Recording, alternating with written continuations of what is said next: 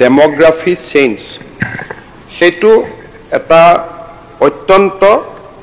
জটিল অৱস্থালৈ ৰূপান্তৰিত হৈছে আজি যদি আমি চাব যাওঁ 2011 চনৰ যেটো অফিচিয়েল সেন্সাস সেই অফিচিয়েল সেন্সাসত অসমত জনসংখ্যা হৈছে 3,12,05,576 আৰু এই জনসংখ্যাৰ ফিগাৰটো যদি আমি চাব যাওঁ হিন্দুৰ সংখ্যা 1,91,80,779 যদি আমি মুছলমানৰ জনসংখ্যা চাব যাওঁ 1,06,79,345 খ্ৰীষ্টিয়ান যদি জনসংখ্যা চাব যাওঁ 11,65,867 শিখ 20,672 বুদ্ধি 54,000 জৈন 25,000 আদাৰ 27,000 নন ৰিভিল 50,000 অৰ্থাৎ 2011 সেন্সাসত হিন্দু জনসংখ্যা 61% 61.47 আৰু মুসলিম জনসংখ্যা হল 34.22 তাৰ মানে নিয়াৰলি 35% যদি হিন্দু আৰু মুছলমানৰ মাজত আমি যদি জনসংখ্যাটো বিশ্লেষণ কৰো তেতিয়ালে আমি দেখা পাওঁ যে এতিয়া এটো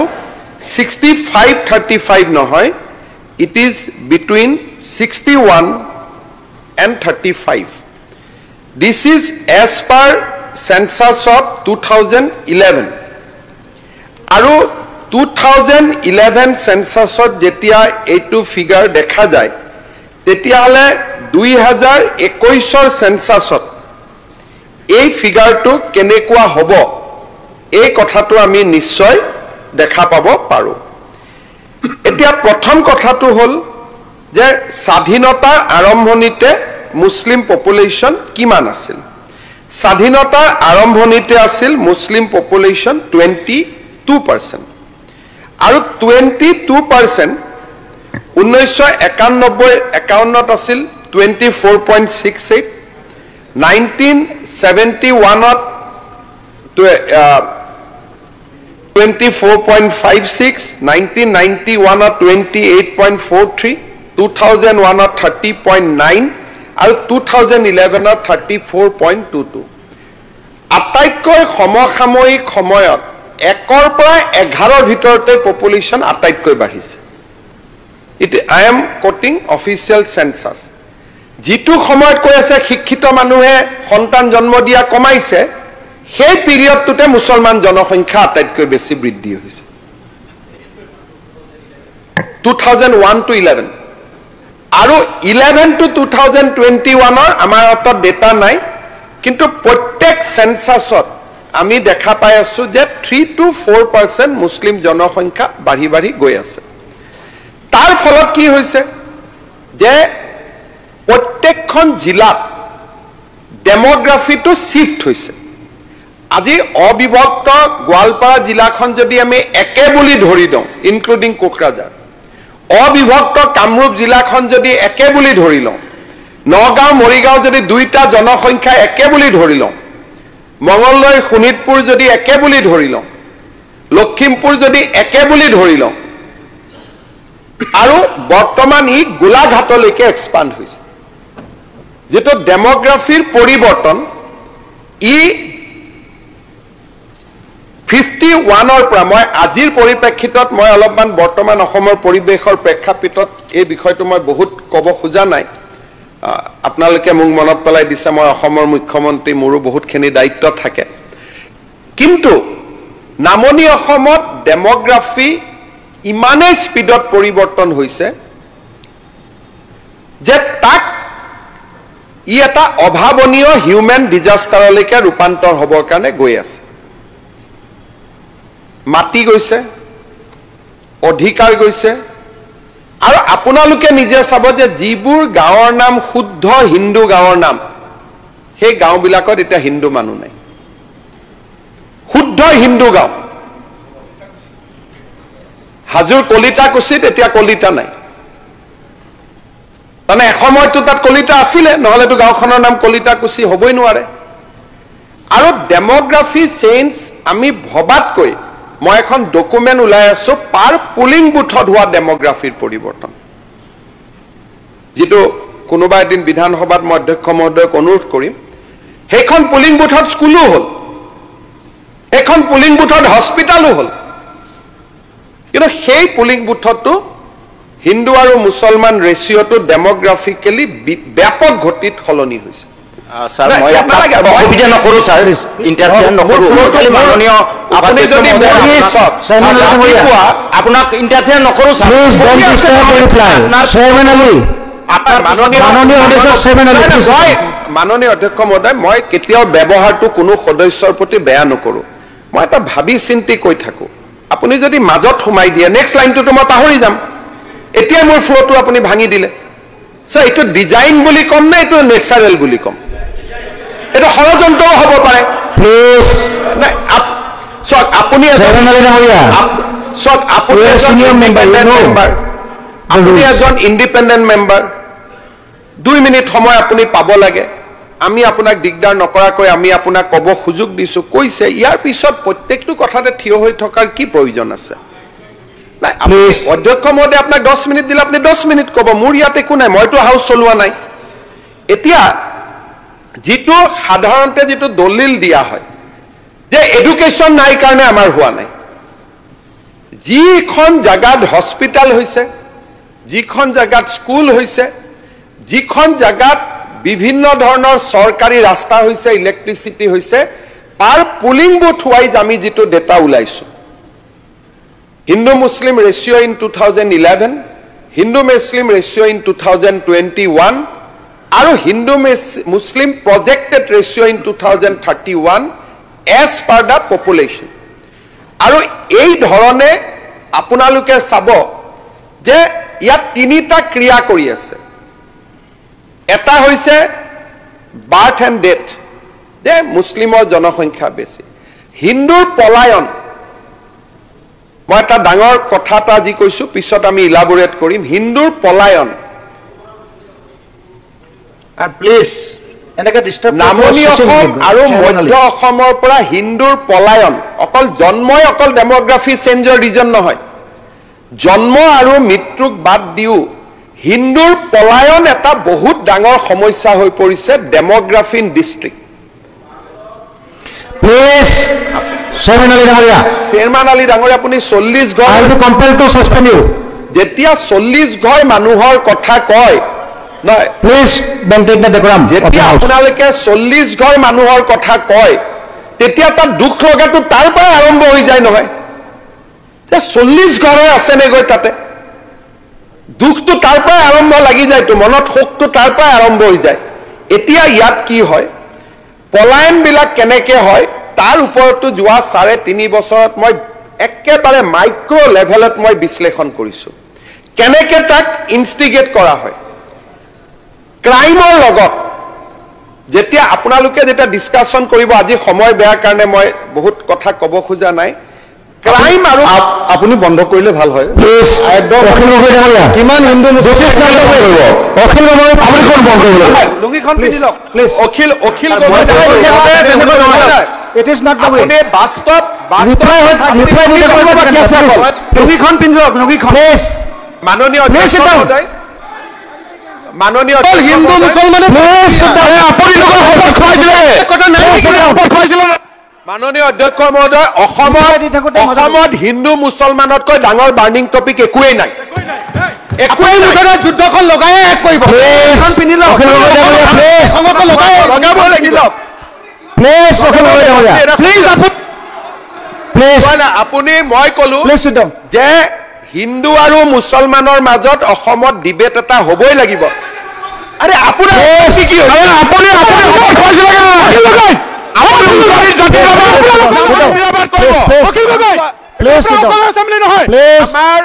আমাৰ মুছলমান এমএলএ খিনিও যুক্তি শুনিবৰ কাৰণে ৰাজি আপুনি ইমান কিয় মুছলমান প্ৰেমী হৈ কাজিয়া লগাবৰ কাৰণে সব কৰি আছে যুদ্ধ লগাবৰ কাৰণে মাননীয় অধ্যক্ষ মহোদয় মই এটা হাল্লা কৰি থাকিলে মই টাইম দিম মাননীয় উপাধ্যক্ষ মহোদয় মাননীয় উপাধ্যক্ষ মহোদয় আমি হাউচত এটা ৰিজলিউশ্যন কৰিম যে ডেমোগ্ৰাফিৰ দৰে কথা আলোচনা হলে অখিল গগৈক বাহিৰত ৰাখিব লাগে উপায় নাই আমাৰ আমিতো ক'বই লাগিব এনেকুৱাকে ক'লে এনেকুৱাকে ডমিনেট কৰিলে হাউচটো ডমিনেট হ'ব এনেকুৱাকে হাউচটো যদি ডমিনেট কৰিব I have given ample time. এনেকে আপোনালোকে কৰিব নোৱাৰে Ample time. শুনক এটা নতুন টেন্ডেন্সি এটা হৈছে আমাৰ মুখত আপোনালোকে কোনটো ডিভাইচত উঠি পেলাই কথা কৈছে Please sit down. মুখৰ মাত বন্ধ কৰিব নোৱাৰে কথাখিনি শুনি লওক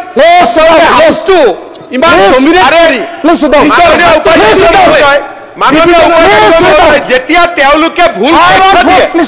যেতিয়া ভুল তথ্য দিলে যে ডিষ্ট্ৰিক্ট কেইখন ভাঙাৰ কাৰণেহে গণ্ডগোল হৈছে যেতিয়া ভুল আপোনালোকে সাইন্টিফিক ৰিপ্লাই শুনক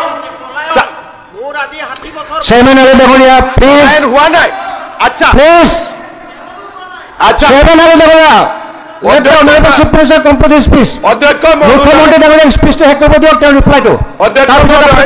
এটাটো মই ৰিকুৱেষ্ট কৰিম ডিছকুৱালিফিকেশ্যন মুখ্যমন্ত্ৰীয়ে অসমত কাজিয়া লগাবই লাগিব Akhil Gogoi you are suspended for 10 minutes Akhil Gogoi you are suspended for 10 minutes কাজিয়া লগাব বুলি ইমান মিয়া কিয় হৈছে অখিল গগৈ বুকু ফাইটা যাও অখিল গগৈ প্লিজ নামনিত মিয়াবাদ উজনিত জাতীয়তাবাদ নামনিত মিয়াবাদ প্লিজ উজনিত জাতীয়তাবাদ নামনিত মিয়াবাদ প্লিজ সংঘৰ্ষ লগাবলৈ নহয় ৰিপ্লাইটো ৰিপ্লাই শুনক প্লিজ অধ্যক্ষ মহোদয় কংগ্ৰেছ দলে প্ৰশ্ন মুখ্যমন্ত্ৰী ডাঙৰীয়াই ৰিপ্লাই দি আছে honorable chief minister is replying why are you disturbing please listen মুখ্যমন্ত্ৰী ডাঙৰীয়াক ৰিপ্লাইটো কমপ্লিট কৰিব দিয়ক উত্তৰ ৰিপ্লাই উত্তৰ দিব দিয়ক প্লিজ আৰে উত্তৰ দিয়ে দিম ৰাতি 2টা বজাত মই উত্তৰ দিম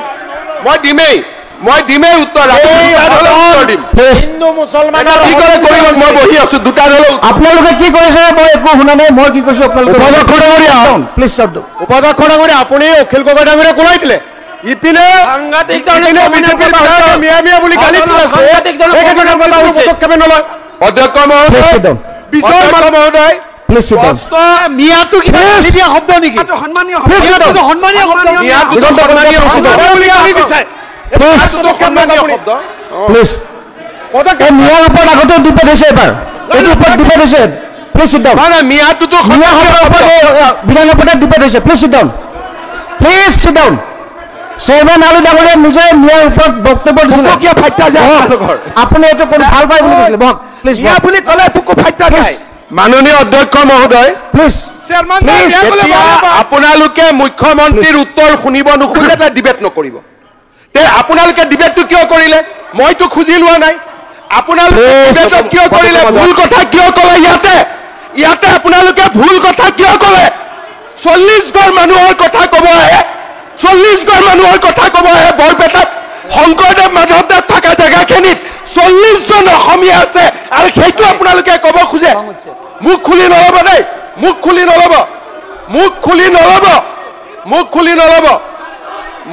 নল'ব মই ইমানে কৈ আছো 40 ঘৰ অসমীয়া মানুহ আৰু চেয়াৰমেন আলীয়ে কয় যে মই ৰক্ষণাবেক্ষণ দিছো আজি অসমীয়াৰ ইমান দুৰৱস্থা হ'ল আপুনি ৰক্ষণাবেক্ষণ দিব লাগে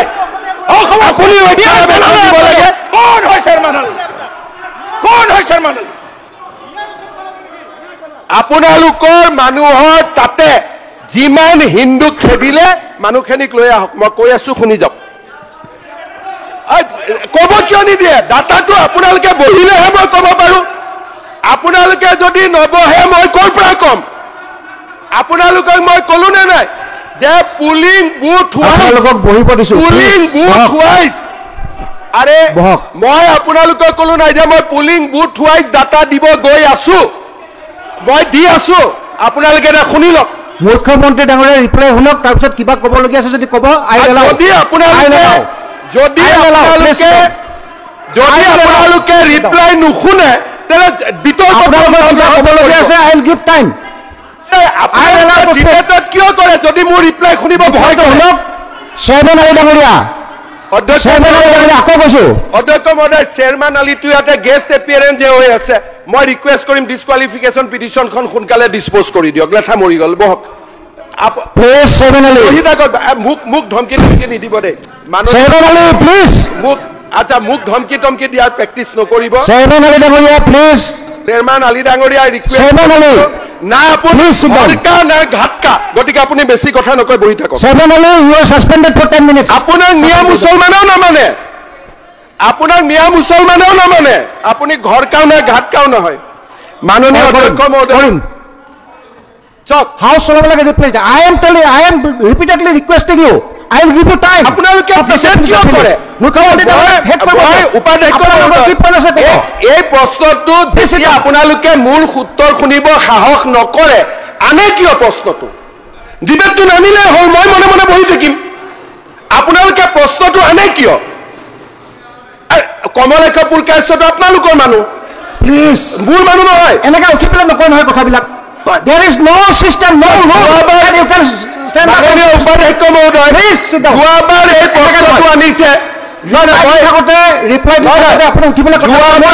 there is no rule উপাধ্যক্ষ মহোদয় যোৱাবাৰ এইটো প্ৰশ্ন আনিছিলে এই বিধায়কগৰাকী নিজে কি নাম এই যে চেয়াৰমেন আলী যোৱাবাৰ কোনে আনিলে এইটো বিষয় চেয়াৰমেন আলী আনিলে এইবাৰ আনিলে কমলেশ পুৰকাষ্টই যি ক'লে তাত চেয়াৰমেন আলীয়ে কিয় ক'ব লাগিছিলে তাত আব্দুল ৰহিমে কিয় ক'ব লাগিছিল যদি মুখ্যমন্ত্ৰী ৰিপ্লাইটো নুশুনে সঁচা কথা প্লিজ আৰে আচ্ছা মই নহয় মোৰ ৰিপ্লাইটো আপোনালোকে কৈ দিব নেকি মই কি ক'ম আচ্ছা মই এনেকুৱা মই অখিল গগৈ হ'ব লাগিব আব্দুল ৰহিম প্লিজ আচ্ছা মোকতো চাওক আব্দুল ৰহিম মোক মিয়া ভূত নালাগে গতিকে মই অখিল গগৈ নহওঁ প্লিজ চিধা কথা গতিকে মই অখিল গগৈ নহয় চিধা কথা দালালি বন্ধ কৰক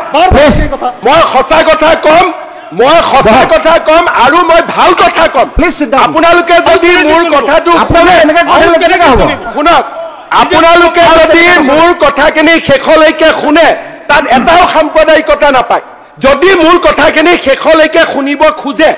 আৰু যদি মাজত টুকিয়াই থাকে ভোট মোৰো বাঢ়িব আপোনালোকৰো বাঢ়িব সমস্যাৰ সমাধান নহ'ব আমি আপোনাৰ কথা আমি শুনি থাকক কিন্তু প্ৰভুক আপোনালোকে মোৰ ভাষণটো 10 মিনিট শেষ হোৱাৰ পিছতে জাজমেণ্ট দিব ই প্ৰভুক আছিলে কি আছিলে মোৰ ভাষণটো নুশুনে ৰাতিপুৱাও নুশুনে এতিয়াও নুশুনে আপোনালোকে যদি ভাবি আহিছে যে এনেকে পালন কৰক আৰু নিৰপেক্ষভাৱে আপোনালোকে ন্যায় প্ৰটেকশ্যন দিয়া ডিজাইন বনাই মইতো ৰাতি 2টা ধৰা মাইকত কৈয়ে যাম মইতো আপোনালোকে জানে মইতো ইয়াত বহি থাকিম ৰাতি 2টালৈকে 2টা বজাত যেতিয়া কোনো হ'লে মই ইয়াত কৈ থৈ যাম যিমান দেৰি হ'লেও আমাক উত্তৰ লাগে আৰু মই কথাখিনি অসমৰ ভৱিষ্যতৰ কাৰণে কৈ আছো গতিকে মই ইয়াত ৰেকৰ্ড কৰাইহে যাম আৰু ৰাতি 2টাত যদি অকলে ইয়াত কৈ থাকিব লাগে মই অকলে ক'ম গতিকে মোৰ কোৱাখিনি মই ক'ম শুনিব খোজে নোখোজে it is up to you মাননীয় অধ্যক্ষ মহোদয় কাৰণ যেতিয়া বিধানসভাৰ প্ৰচিডিং ওলাব 20 বছৰত তাক ৱাকআউটটো লিখা নাথাকে অকল স্পীচটোহে লিখা থাকিব হয় নহয় সেইকাৰণে মোৰ স্পীচটো ৰেকৰ্ডত থাকিব লাগে 20 বছৰ পিছত যেতিয়া বিধানসভাৰ প্ৰচিডিং ওলাব কোনে ৱাকআউট কৰিলে কি কৰিলে নোলায় বিধানসভাত যোনে ভাষণ দিয়ে ভাষণটো ওলাব আৰু মোৰ ভাষণটো থাকি যাব নালাগাখিনিও থাকিব ইতিহাসে জাজমেণ্ট ল'ব এতিয়া অধ্যক্ষ মহোদয় জন্ম আৰু মৃত্যুতকৈ মই এটা নতুন কথা ক'ব খুজিছোঁ মই ভাল কথা ক'ব খুজিছোঁ যে জন্ম আৰু মৃত্যুতকৈ ডাঙৰ এলিমেণ্ট এটা আছে পলায়ন হিন্দু মানুহৰ সংখ্যা দ্ৰুত গতিত ধুবুৰী সাউথ সালমাৰা মঙলদৈ মৰিগাঁও ইয়াত যে কম হৈ আছে অকল যদি জন্ম মৃত্যুক ব্লেম কৰোঁ ই কাৰেক্ট ইয়াৰ লগত ছেকেণ্ড এলিমেণ্ট এটা আছে হিন্দুৰ পলায়ন এতিয়া আমি সদনত বিচাৰিব লাগিব যে হিন্দুৱে কিয় পলায়ন কৰি আছে তাৰ কাৰণটো কি এই কাৰণখিনি এতিয়া বিজ্ঞানসন্মতভাৱে বিশ্লেষণ কৰিব লাগে নহলে নামনি অসমত আপোনালোকেও থাকি ভাল নাপাব যে it will be completely one section of people হৈ যাব আপোনালোকে মাত্ৰ বাগিচাৰ কথা ক'লে নহয় যে বাগিচাত সব ফুল থাকিব লাগে এতিয়া এটা ফুল নোহোৱা হৈ যাব আপোনালোকৰ ভাষাতে মই কৈছো আজি চেয়াৰমান আলী ডাঙৰীয়াই কি কৈছে বাগবৰ তেওঁ ইয়াত কৈ আছে মই 40 ঘৰ হিন্দু মানুহ ৰাখিছো কিমান দুখৰ কথা আপোনালোকে ভাবক 40 ঘৰ হিন্দু মানুহ 40 ঘৰ তাৰ মানে বাগবৰ সমষ্টিৰ পৰা কিমান মানুহৰ পলায়ন হল আজি সেই জায়গাবিলাক পৃথভূমি আছিলে সভ্যতা সত্ৰ কনৰা বাগমৰ এইবিলাক অসমীয়া হিন্দু মানুহৰ একোটা পৃথভূমি আছিলে এতিয়া সেকেন্ড পইণ্ট এটা মই আনিছো যে আপোনালোকে হাউসত বিচাৰ কৰক কেতিয়াবা আমি ইয়াক কথা পাতিম জন্ম মৃত্যুৰ সামঞ্জস্যৰ লগতে সেকেন্ড এংগলটো হল যে বিভিন্ন জায়গাৰ পৰা পলায়ন কিয় হৈছে আজি আপোনালোকে কৈছে অসমৰ উজনি নামনি কতো মুছলমান মানুহৰ পলায়ন হোৱা নাই খুব ভাল কৰি শব্দকেইটা বুজিব গোলাঘাটত মুছলমান মানুহ বাঢ়িছে মই অসমীয়া মুছলমানৰ কথা কোৱা নাই গোলাঘাটত মিয়া মুছলমানৰ সংখ্যা বাঢ়িছে কামৰূপ মহানগৰত মিয়া মুছলমানৰ সংখ্যা বাঢ়িছে ডিব্ৰুগড়ত মিয়া মুছলমানৰ সংখ্যা বাঢ়িছে লখিমপুৰত মিয়া মুছলমানৰ সংখ্যা বাঢ়িছে মই নাজানো দে আপুনি যদি মোৰ কথা বাধা দিয়ে মই স্পিকাৰ সাহেবক ক'ব খুজিম যে সোমাব পাৰো কিন্তু স্পিচ শেষ হৈ মাজত আপুনি ডিস্টাৰ্ব দিব নোৱাৰিব ভক মই হিন্দা কৰি প্লিজ প্লিজ না নাই কিয়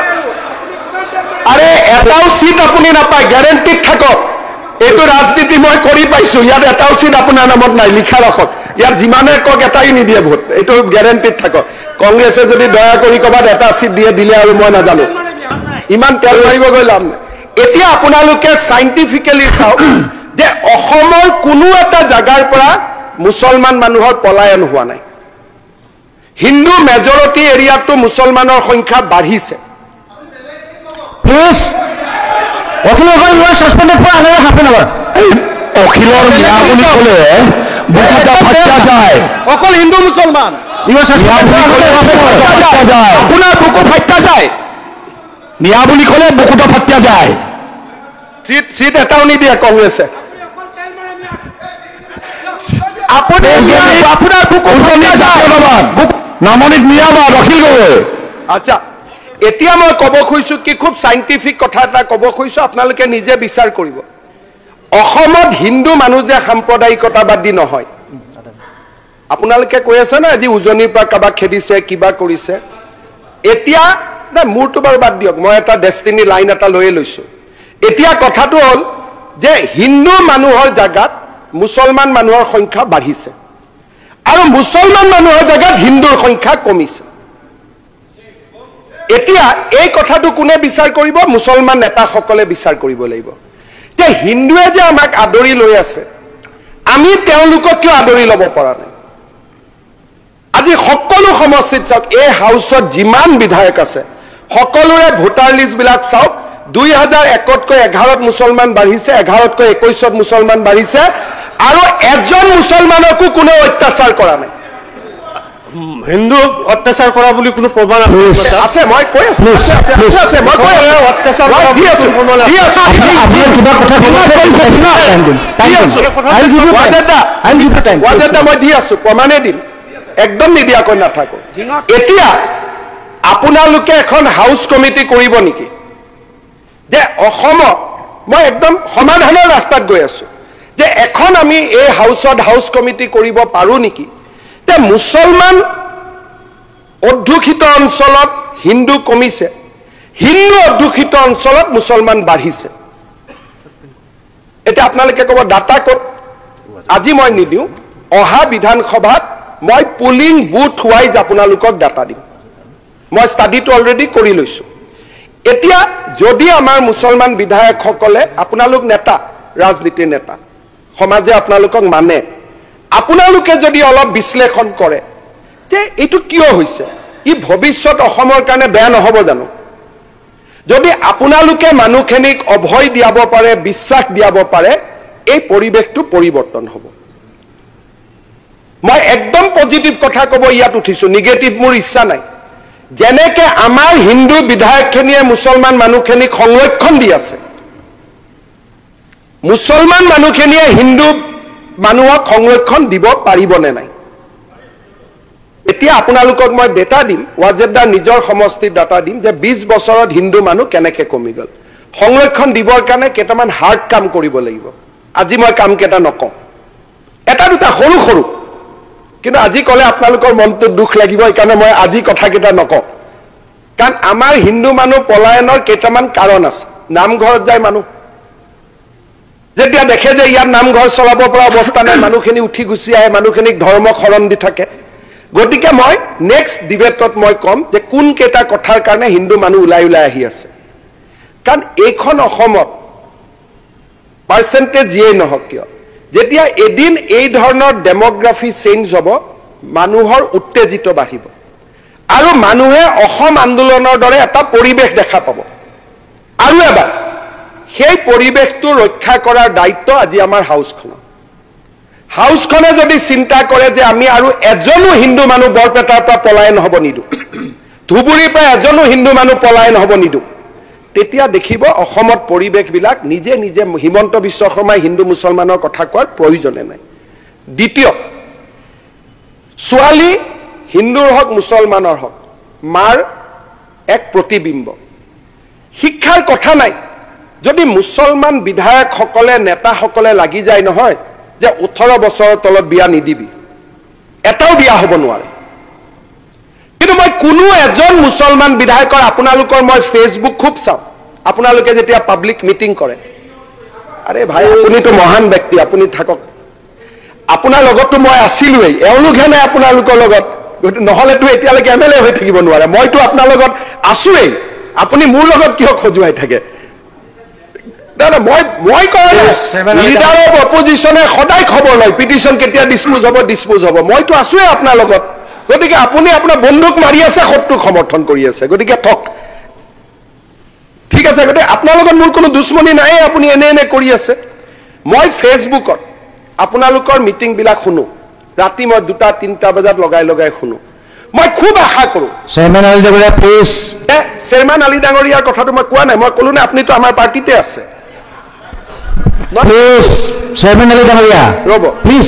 বাকী ধুনীয়াকৈ শুনি আছে, এজনেও যদি কোৱা, চেয়াৰমেন আলী ডাঙৰীয়া বাকী সদস্য শুনি আছে, ৰিপ্লাইটো শুনি লওক। মই যদি আপোনাৰ শুনিবলৈ ইচ্ছা নাই তেতিয়াহ'লে আপুনি লিভ দ্য হাউচ। আৰে আপুনি যদি হাউচখন দিগদাৰী কৰিম বুলি সোমাইছে মই নাজানো, অলপ দেৰি থাকক না। মন আপোনাৰ বয়সটো 16 বছৰ নেকি? এতিয়া স্কুলতে ই উঠে মানে অখিল গগৈ আপোনাৰ পৰা শিকক, আপুনি অখিল গগৈৰ পৰা শিকিছে। ইমান দিনটো হাউচত এনেকুৱা আপুনি নকৰিছিল, আপুনি তেওঁক কিয় কপি কৰিব গৈ আছে? বাদ দিয়কচোন। এতিয়া যদি আমাৰ জননেতাসকলে প্ৰত্যেকটো ভাষণৰ পিছত কয় যে ভাই 18 বছৰৰ তলত আমাৰ গাঁৱত বিয়া হ'ব নালাগে, পৰিৱেশ এটা মই বনাইছো। কেইদিনমান আগতে মই গৈছিলো বিজনীত দলং কৰিবৰ কাৰণে। অজয় কোনটা জেগা ছিল এটা দলং কৰিব? টুকলং। তাতে মই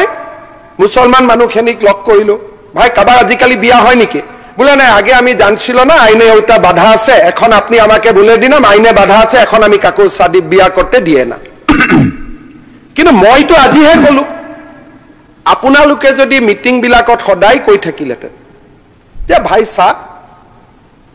আমাৰ ছোৱালী বিলাকক 18-16 বছৰত বিয়া নিদিবি। আজি কি হৈছে? বিয়া দিয়াৰ কাৰণে ছোৱালীখিনি 22-23 বছৰ 4টা বাচ্চাৰ মা হয়। চালে অলপমান তেজে নাই শৰীৰটো, শুকাই ক্ষীণাই। কাৰণ 4টা বাচ্চা জমা দিওঁতে যিমান তেজ যায়, যিমান নিউট্ৰিশ্যন বাচ্চাটোৱে লৈ লয়, আমাৰ হিন্দু সমাজৰ 24 বছৰীয়া ছোৱালী এগৰাকী আৰু মুছলমান সমাজৰ 24 বছৰীয়া ছোৱালী এজনী 20% একে হ'ব। 80% যদি আপোনালোকে থিয় কৰাই দিয়ে, তে মোৰ লগত আপোনালোকে তৰ্ক নকৰে। আপোনালোকতো একোজন মাৰ পেটৰ পৰাই জন্ম হৈছে, মাৰ প্ৰতি মমতা আপোনালোকৰো জাগি উঠিব। আননেচেচাৰী মোক টাৰ্গেট কৰি আছে মই ভাল কথা কোৱা মানুহজনক। আপোনালোকে মিটিং বিলাকত কোৱা আৰম্ভ কৰক। এতিয়া আপোনালোকে এটা পলিগেমি তথ্য লৈ আহিলে, ক'ৰ তথ্য মই নাজানো। আপোনালোকে জানে যে হিন্দুত উইদাউট ডাইভোৰ্স সেকেন্ড বিয়া হবই নোৱাৰে আমাৰ অসমত ট্ৰাইবেল মানুহসকলেও দুটা বিয়া নকৰায় ট্ৰাইবেলক কেতিয়াবা এই ৰুলত নপৰে কিন্তু কোনো বড়ো মানুহৰ ঘৰত দুগৰাকী ঘৈণীয়েক দেখা নাপায় এক্সেপ্ট ৰেয়াৰ কেছ এটা পলিগেমিৰ ওপৰত আমি আইন আনিব খুজিছো আপোনালোকৰ মতেতো পলিগেমি হিন্দুত বেছি গতিকে আপোনালোকেতো মুকলি সমৰ্থন কৰিব পাৰে না আৰজিআইটো মাৰক তাক য'ত আছে সি যেহেতু আপোনালোকে কৈছে হিন্দুত বেছি তেলে আমি হিন্দুক বেন কৰিব আনো তাত আপোনালোকে সমৰ্থন কৰক কাৰণ আপোনালোকে কৈছে পলিগেমি হিন্দুতহে বেছি গতিকে হিন্দুত বহু বিবাহ বন্ধ কৰিবৰ কাৰণে আমি বহু বিবাহ বন্ধ আইন এখন আনিম আপোনালোকে সমৰ্থন কৰিব নে নাই আপোনালোকৰ মতেতো বহু বিবাহ হিন্দুত বেছি গতিকে মই মানি ললো যে হিন্দুত বেছি হিন্দুত বহু বিবাহ বন্ধ কৰিবৰ কাৰণে আমি যিখন আইন আনিম তাত আপোনালোকে সমৰ্থন কৰিব নে নাই এইয়া এইটোৱে তেতিয়াই কথাটো ওলাই পৰে যে আপোনালোকে মাতৃখেনিৰ প্ৰতি এজন ছোৱালীৰ ঘৰত যেতিয়া মূল থাকোতে দ্বিতীয়জনী ঘৈণীয়েক আহি পায় তৃতীয়জনী ঘৈণীয়েক আহি পায় সেই ছোৱালীজনীৰ বেদনা অনুভৱ কৰিব লাগিব ছোৱালীজনী মুছলমান ছোৱালী মই যদি হিন্দু ল'ৰা এটাই মুছলমান ছোৱালীৰ বেদনা উপলব্ধ কৰিব পাৰো আপোনালোকে একেই মাৰ পৰা জন্ম হোৱা এজনে কিয় নোৱাৰে সেইটো প্ৰশ্নৰ উত্তৰ দিয়ক অখিল গগৈয়েতো হিন্দু মুছলিমৰ কথা কৈ গুচি গ'ল মইতো মুছলমান ছোৱালীৰ কথা কৈ আছো তাইক পঢ়িব দিয়ক তাইক মা কৰিব নিদিব তাইক মা হ'ব নিদিব আপোনালোকে মিটিঙত কোৱা কৰক দুটা ভোট যাই যাওক এইবাৰতো ইলেকশ্যনত মই মাইনৰিটি এৰিয়াত মিটিং কৰিছো ভোটটো কাৰণে মই এইখিনিকে কৈছো চাবিৰে বাবা বিয়া কিন্তু নাপাতিবি মোক কৈছে মাইনৰিটি এৰিয়াত মই ভোট ল'ব গৈছো মই ভোট ল'ব যোৱা নাই মই মেছেজ দিব গৈছো হেণ্ডশেক কৰোঁতে সুধিছো এই বিয়া কেইটা কৰাইছ মই মোৰ কাম কৰিবহে মই গৈছো প্ৰত্যেকটো ভাষণত তলত হেণ্ডশেক দিওঁতে এই বাবা বিয়া নকৰাবি দেই মা স্কুলত যাবি দেই মা স্কুল পঢ়িবি কলেজ পঢ় আজি নিযুত মইনাৰ দৰে স্কিম আমি কি হিন্দু মুছলমান কৰিছো আমি কি হিন্দু মুছলমান কৰিছো আজি কি অৰুণোদয় আমি হিন্দু মুছলমান কৰিছো এইখন চৰকাৰৰ দৰে সেকুলাৰ কাম কংগ্ৰেছে কৰাই নাছিল আজি আমি থকা কাৰণে মোক এতিয়া আপোনালোকে চাওক অখিল গগৈ দুইফালে কেনেকে মাৰে আপোনালোকক সংৰক্ষণ দিয়াৰ কাৰণে আমি তাতে অলপ ষ্ট্ৰিক হলো তেওঁ কৈছে আমাৰ সংগঠন কেইটাৰ ওপৰত কিয় নটিচ দিছে মই কিন্তু মুখ্যমন্ত্ৰী হিচাপে মোৰ দায়িত্বটো মই পুৰা পালন কৰিছো ৰাজনৈতিক আদৰ্শ মোৰ যিয়ে নহওক কিয় ফুটমাৰ্চ হৈছে ফ্লেগ মাৰ্চ হৈছে আজি পুলিচ ৰাস্তাত ওলাইছে মুখ্যমন্ত্ৰী হিচাপে মোৰ সাংবিধানিক দায়িত্বত মই ত্ৰুটি কৰা নাই কিন্তু ৰাজনৈতিক ব্যক্তি হিচাপে মোৰ মত আদৰ্শ থাকিবই মই বহু বিবাহক বিৰোধিতা কৰো মই ডেমোগ্ৰাফি চেঞ্জ লৈ চিন্তিত যে নামনি অসম মধ্য অসমৰ ডেমোগ্ৰাফিক চেঞ্জে আমাক খাই পেলাব অসমখন ভৱিষ্যতে অস্থিৰ হ'ব আৰু এটা মই শেষত কথা কৈ সামৰণি মাৰিম আৰু এটা কনসাৰ্ন হৈছে বাংলাদেশৰ পৰা নতুনকৈ বিদেশীৰ অনুপ্ৰৱেশ টেক্সটাইল ইণ্ডাষ্ট্ৰীৰ কথা অলপ আগতে কোৱা হৈছিল বাংলাদেশত টেক্সটাইল ইণ্ডাষ্ট্ৰী বন্ধ হৈ যোৱাৰ লগে লগে আজি সমাহত অজস্ৰ ৰোহিংগিয়া মুছলমান মানুহ অসমৰ জৰিয়তে ত্ৰিপুৰা অসম হৈ ভাৰতত সোমাই আছে এই ট্ৰেণ্ডটো যোৱা 3 বছৰ নাছিলে যোৱা 3-4 মাহত মুছলিম ইনফিল্ট্ৰেশ্যন হেজ বিগেন ডাটা বিএসএফ আছে আপুনি এইটো জৰ্নেলিষ্টৰ ওপৰত ভাই আপুনি স্যাৰ চিফ মিনিষ্টাৰ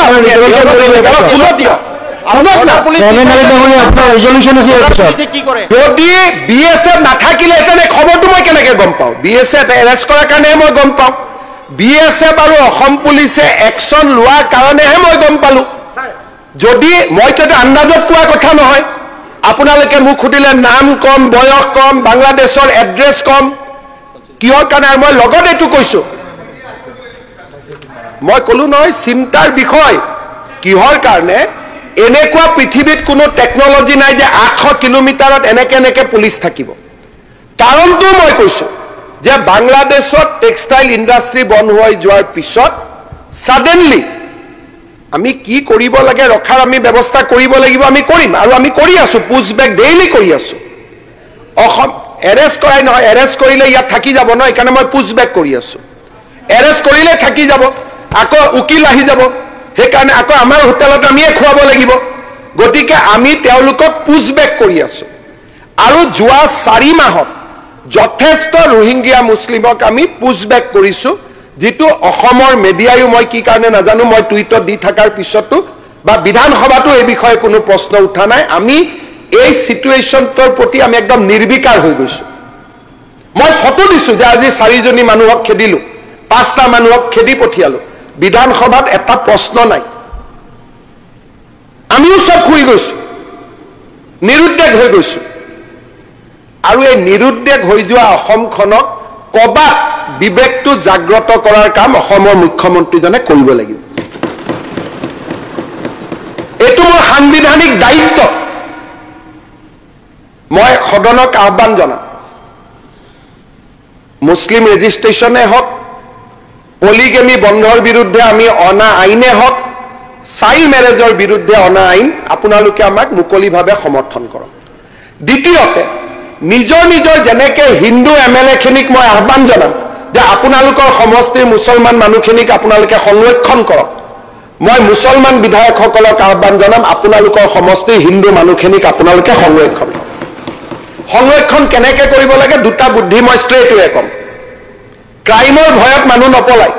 কিহৰ ভয়ত পতাই মই কৈ দিম। আজি মই হাউচত ক'ব খোজা নাই, কিয় পলাই মই আপোনালোকক কৈ দিম। আৰু যেতিয়া এপ্ৰিলত এতিয়া ঢিঙতে যিগৰাকী ছোৱালী হ'ল, তাই ঢিঙত থাকিব নোখোজে, এতিয়া পৰিয়ালটো থাকিব নোখোজে। ধৰ্ষণ এটা এতিয়া হৈছে যে তাই ঢিঙত থাকিব নোখোজে, আমাক খবৰ দি আছে যে ঢিঙৰ বাহিৰত মোক লৈ যাব লাগে। তাৰমানে ভোটাৰ লিষ্টত 5টা ভোট কমি গ'ল। দ্বিতীয়তে হৈছে যে কোনো এখন সভ্য সংস্কৃতি বিয়া বাৰু এটা চিষ্টেমৰ মাজেৰে হয়। লাভ জেহাদ শব্দটো মই ব্যৱহাৰ নকৰো, কিন্তু যি ধৰণে আমি বিবাহবিলাক সংগঠিত কৰিছো, ই সুস্থ পৰিয়ালৰ ফাউণ্ডেশ্যন হ'ব নোৱাৰে। এটা সুস্থ পৰিয়াল হ'বৰ কাৰণে বিবাহৰ এটা মৰ্যাদা থাকে। যেতিয়া মৰ্যাদা ভাঙি বিয়া হয়, তেতিয়া সেই বিয়া সমাজত কেতিয়াও স্থায়ী নহয়। আমি তাৰ বিৰুদ্ধেও এপ্ৰিলত আইন আনিম, আপোনালোকে সমৰ্থন কৰক। যে বিবাহৰ 6 মাহ আগতে নটিচ দিব লাগিব, বিয়াইটো কৰিম। 6 মাহততো মন পৰিৱৰ্তন হ'ব নোৱাৰে। 6 মাহত যদি মন পৰিৱৰ্তন হয়, সেই গিৰিয়েক ঘৈণীয়েক জীৱনটো কেনেকৈ থাকিব। আমি সদনত আইন আনিম যে হিন্দুৰ বিয়া হওক, হিন্দু মুছলমানৰ বিয়া হওক, 6 মাহ আগতে নটিচ দিব, 6 মাহ পিছত বিয়া হ'ব। মন চেঞ্জ হ'ব নালাগে। ৰাতি ৰাতি পলাই লৈ যোৱা, সেইটোতো কোনো কথা হ'ব নোৱাৰে। ফেচবুকত নাম দিব হিন্দুৰ বিয়া কৰা, মুছলমানক নাম দি মুছলমানৰ বিয়া কৰাম হিন্দুক। এইবিলাকতো আমি কোনেও ছাপোৰ্ট কৰিব নালাগে। উই শুড নট ছাপোৰ্ট। যেতিয়া আপোনালোকে সাহসেৰে সদনত বাল্য বিবাহৰ বিৰুদ্ধে মাতিব, স্কুল লাগে। আজি নায়েৰ আলগাত মই কলেজ দিছো, মাতি দিব পৰা নাই আপোনালোকে, মোৰতো কোনো আপত্তি নাই এডুকেশ্যন প্ৰসাৰৰ ক্ষেত্ৰত। I am with you. কিন্তু সেইটো বাহানা হ'ব নোৱাৰে যে এইটো কাৰণে আমাৰ বাঢ়ি আছে। আপোনালোকৰ মতে 10 লাখ ভোট এক জাগাত মানুহে দি দিয়ে, আপোনালোক কিমান পাৱাৰফুল মানুহ চিন্তা কৰক। একোটা পুলিং বুথত আপোনালোকে কলে 1999টা ভোট মাৰি দিয়ে, আপোনালোকৰ কিমান পাৱাৰ আছে আপোনালোকে চিন্তা কৰক। আপোনালোকে কলে বাল্য বিবাহ বন্ধ হৈ নাযাব। যিজন মানুহে কোৱাৰ কাৰণে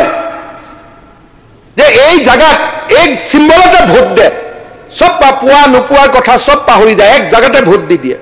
আপোনালোক আমাতকৈ বহুত শক্তিশালী বিধায়ক, আমাৰতো একোৱে নাই। আমিতো এটা পুলিং বুথত কাজিয়া লাগি থাকিব লাগে, যুঁজবাগৰ কৰি থাকিব লাগে। আপোনালোক বহুত ক্ষমতাশালী বিধায়ক। আপোনালোকে যদি এবাৰ হুইপ দি দিয়ে যে 18 বছৰৰ তলত মোৰ সমষ্টিত বিয়া নহ'ব, এজন পুৰুষে 2টা বিয়া কৰাব নোৱাৰিব ডাইভোৰ্চ নকৰাকৈ।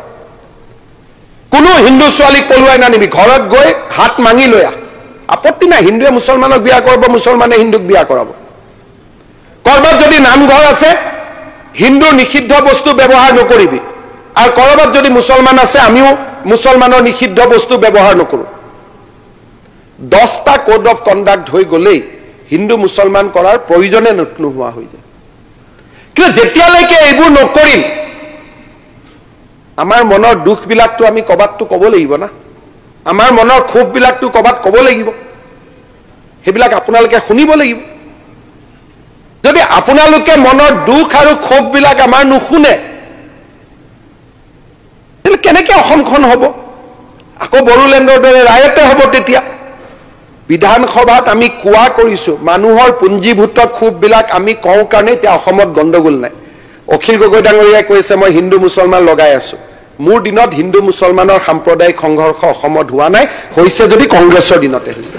আৰু মোৰ আহিবলগীয়া 1.5 বছৰতো নহয় কাৰণ মই আইন কেনেকৈ চলাব লাগে মই জানো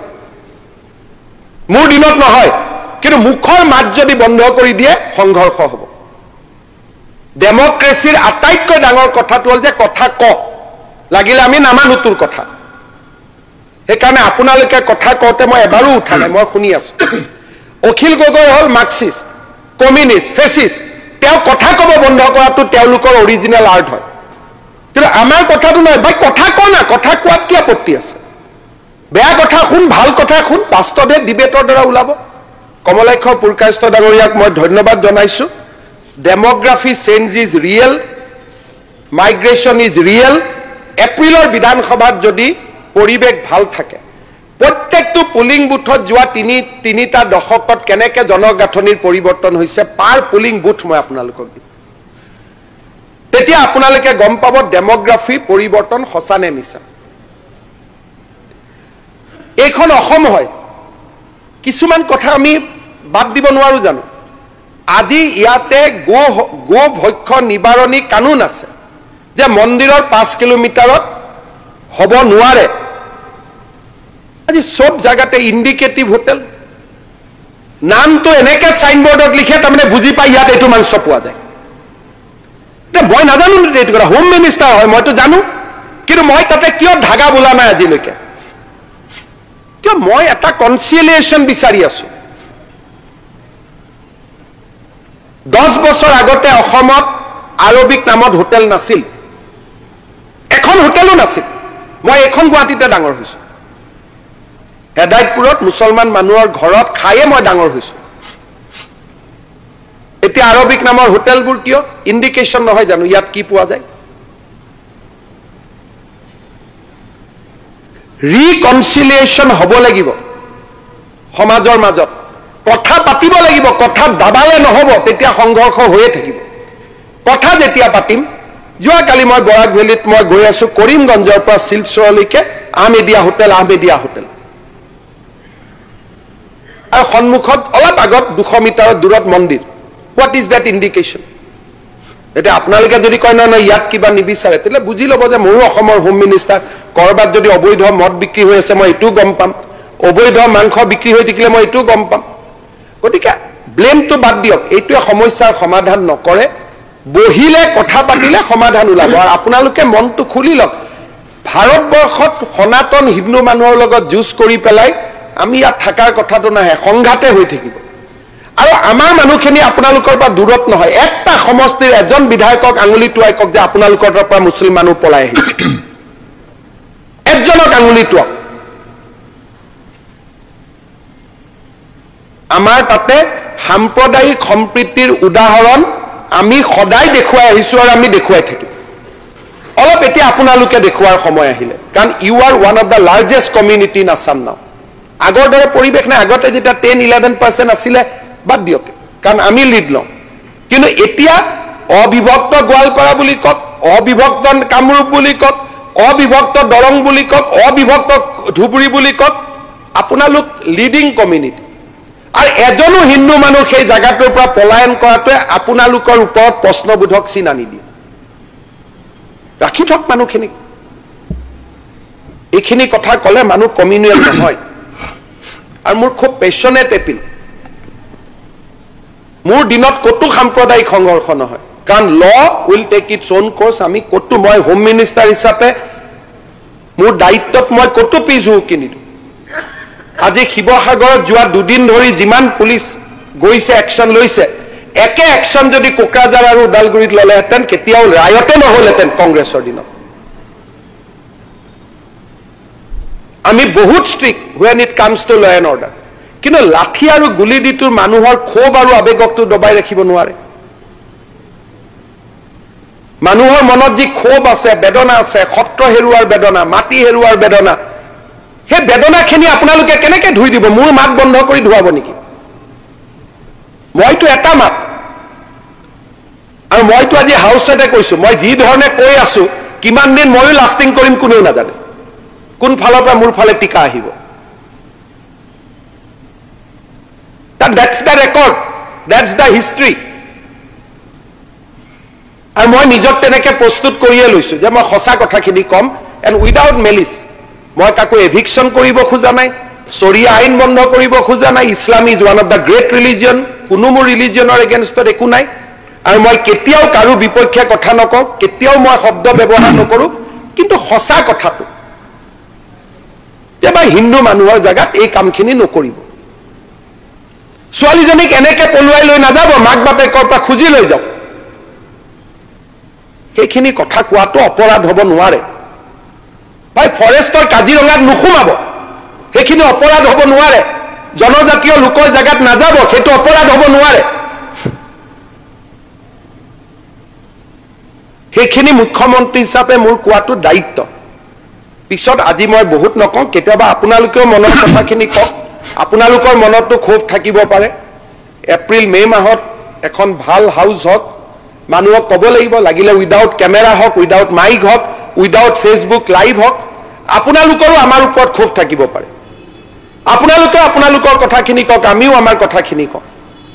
কিন্তু দিস ইজ নট দা ৱে একপক্ষীয় যুঁজ এখন সদায় চলি নাথাকে ইয়াত গণ্ডগোল হ'বই আৰু সৰু সৰু কথা সৰু সৰু সংশোধন সৰু সৰু সিম্বলিক আৰু আপোনালোকে কৰিব পাৰে